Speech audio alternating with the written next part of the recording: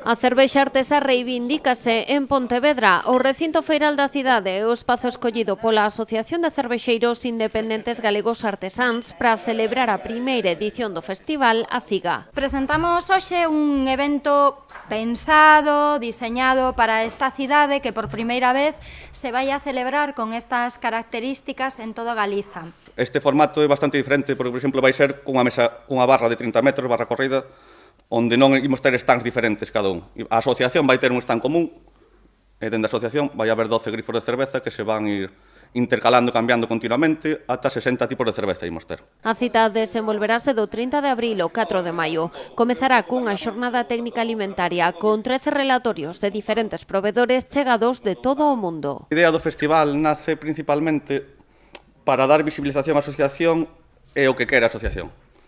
Entón, o objetivo principal do festival é aunar produtores de cervexa artesá, provedores e a xente todo que está ao redor da cervexa artesá, que non se visibiliza tanto, que non é a fábrica en sí, senón é o provedor de materias primas, de lúpulo, malta, levadura, de botellas, de envases, xuntalos tamén no propio festival e o público en xeral, non? O día 1 de maio celebrarase outro dos eventos centrais da programación, os premios A Ciga, cos que se busca poñer en valor o traballo dos produtores. Temos que poñer en valor a cervexa artesá e obviamente as propias cervezas da asociación.